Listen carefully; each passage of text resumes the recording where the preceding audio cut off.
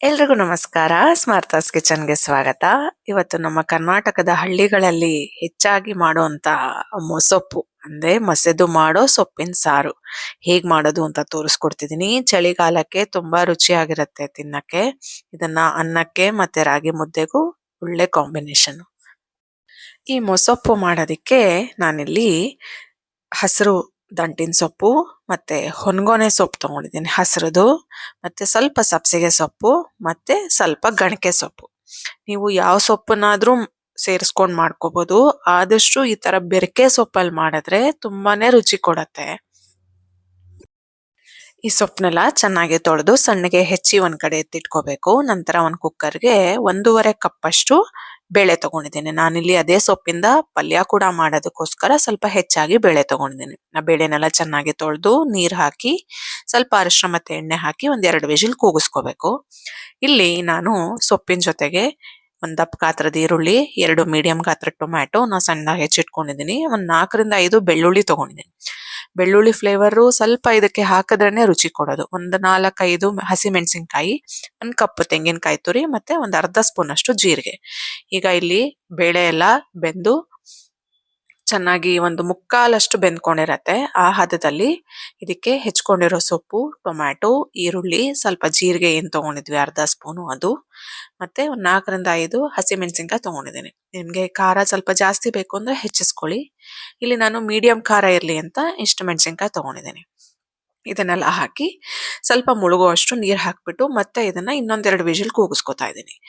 ಇಲ್ಲಿ ಜಾಸ್ತಿ ನೀರ್ ಹಾಕೋ ಅವಶ್ಯಕತೆ ಇಲ್ಲ, ಯಾಕೆಂದ್ರೆ ಆಲ್ರೆಡಿ ಬೇಳೆ ಬೆಂದಿರೋದ್ರಿಂದ ಸೊಪ್ಪು ಬೇಯಕ್ಕೆ ಜಾಸ್ತಿ ನೀರೇನ್ ಬೇಕಿರಲ್ಲ.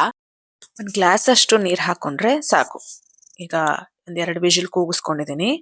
ಈಗ ಕಂಪ್ಲೀಟ್ ಆರಕ್ ಬಿಡ್ಬೇಕು. ಸ್ಟವ್ ಇಂದ ಕೆಳಗಿಳಿಸ್ಬಿಟ್ಟು ಮೇಲೆ ಏನು ತರಕಾರಿಗಳೆಲ್ಲ ತೇಲ್ತಾ ಇರತ್ತೆ ಆ ತರಕಾರಿಗಳು ಅಂದ್ರೆ ಟೊಮ್ಯಾಟೊ, ಈರುಳ್ಳಿ, ಹಸಿಮೆಣಸಿನ್ಕಾಯಿ, ಬೆಳ್ಳುಳ್ಳಿ ಇದನ್ನೆಲ್ಲ ಮಿಕ್ಸಿ ಜಾರ್ಗೆ ಹಾಕೊಂಡು ಸ್ವಲ್ಪ ಸೊಪ್ಪುನು ಕೂಡ ಅದ್ರ ಜೊತೆ ಸೇರಿಸ್ಕೊಂಡು ಒಂದ್ ಸ್ವಲ್ಪ ನುಣ್ಣಗೆ ರುಬ್ಕೋಬೇಕಾಗತ್ತೆ. ಇನ್ ಮಿಕ್ಕಿದ್ದ ಸೊಪ್ಪು ಏನಿರುತ್ತೆ ಇದನ್ನೆಲ್ಲ ಈ ತರ ಮ್ಯಾಶರ್ ಅಲ್ಲಿ ಚೆನ್ನಾಗಿ ಮ್ಯಾಶ್ ಮಾಡ್ಕೋಬೇಕಾಗತ್ತೆ. ನಾವು ಗಮನಿಸಿರ್ಬೋದು ಹಳ್ಳಿ ಕಡೆ ಎಲ್ಲ ಈ ಮಸೊಪ್ಪು ಮಾಡೋದಿಕ್ಕೆ ಅಂತಾನೆ ಒಂದು ಕೋಲ್ ಇಟ್ಕೊಂಡಿರ್ತಾರೆ. ನಮ್ಗೆ ಸಿಟಿಲೆಲ್ಲ ಈ ತರ ಕೋಲೆಲ್ಲ ನಮ್ಗೆ ಅಷ್ಟು ಸಿಗಲ್ಲ. ಅದರಿಂದ ನಾವ್ ಈ ತರ ಮ್ಯಾಶರ್ ಅಲ್ಲೇ ಕೂಡ ನೀಟಾಗಿ ಮ್ಯಾಶ್ ಮಾಡ್ಕೋಬಹುದು.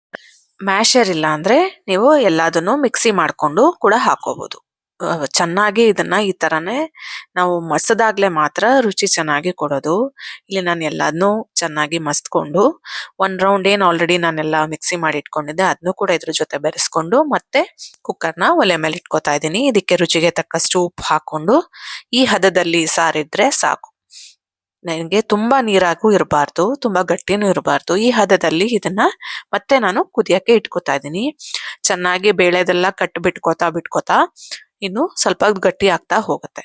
ಸೊ ಈ ಹಂತದಲ್ಲಿದ್ದಾಗ ನಾನು ಒಂದ್ ಸಣ್ಣ ಬಾಣ್ಲೆಗೆ 1-2 ಸ್ಪೂನ್ ಅಷ್ಟು ಎಣ್ಣೆ, ಸ್ವಲ್ಪ ಸಾಸಿವೆ, ಸ್ವಲ್ಪ ಇಂಗು ಮತ್ತೆ 2 ಒಣಮೆಣಸಿನ್ಕಾಯಿನ ಮುರಿದು ಹಾಕೊಂಡು ಒಗ್ಗರಣೆ ಮಾಡ್ಕೋತಾರೆ. ಈ ಹಂತದಲ್ಲಿ ಒಗ್ಗರಣೆಗೆ ಬೆಳ್ಳುಳ್ಳಿ ಇಷ್ಟಪಡೋರು ಬೆಳ್ಳುಳ್ಳಿ ಕೂಡ ಸಣ್ಣಗೆ ಹೆಚ್ಚಿ ಸೇರಿಸ್ಕೋಬಹುದು. ನನ್ಗೆ ಬೆಳ್ಳುಳ್ಳಿನ ಹುರಿದು ತಿನ್ನೋದ್ ನಂಗಷ್ಟು ಇಷ್ಟ ಆಗಲ್ಲ ಅಂತ ಇಲ್ಲಿ ಸ್ಕಿಪ್ ಮಾಡಿದೀನಿ. ಇಲ್ಲಿ ಸೊಪ್ಪೆಲ್ಲ ಕುದ್ದಾಗಿರೋದನ್ನ ಪಾತ್ರೆಗೆ ಹಾಕೊಂಡು ಒಗ್ಗರಣೆ ಕೂಡ ಮೇಲ್ ಹಾಕೊಂಡು ಸ್ವಲ್ಪ ಹೊತ್ತು ಮುಚ್ಚಿಟ್ಬಿಟ್ರೆ ಹಿಂಗಿನ ಘಮ ಎಲ್ಲ ಚೆನ್ನಾಗಿ ಹರಡ್ಕೊಂಡಿರತ್ತೆ. ರೆಸಿಪಿ ಇಷ್ಟ ಆಗಿದೆ ಅನ್ಕೊಂಡಿದೀನಿ. ಟ್ರೈ ಮಾಡ್ಬಿಟ್ಟು ಕಮೆಂಟ್ ಅಲ್ಲಿ ತಿಳಿಸಿ ಹೇಗ್ ಬಂತು ಅಂತ. ಮತ್ತೆ ನೀವ್ ಹೇಗೆ ಮಸೊಪ್ಪು ಮಾಡ್ತೀರಾ ಅಂತಾನೂ ಕೂಡ ತಿಳಿಸಿ. ವಿಡಿಯೋ ಇಷ್ಟ ಆಗಿದ್ರೆ ಲೈಕ್ ಮಾಡಿ, ನಿಮ್ಮ ಫ್ರೆಂಡ್ಸ್ಗಳಿಗೂ ಕೂಡ ಶೇರ್ ಮಾಡಿ. ಮತ್ತೆ ಇನ್ನು ನನ್ನ ಚಾನೆಲ್ಗೆ ನೀವು ಸಬ್ಸ್ಕ್ರೈಬ್ ಆಗಿಲ್ಲ ಅಂದ್ರೆ ಈಗಲೇ ಸಬ್ಸ್ಕ್ರೈಬ್ ಮಾಡ್ಕೊಳ್ಳಿ. ಹೀಗೆ ಎಲ್ಲಾ ವಿಡಿಯೋಸ್ಗಳಿಗೂ ಸಪೋರ್ಟ್ ಮಾಡ್ತಾ ಇರಿ. Thank you so much.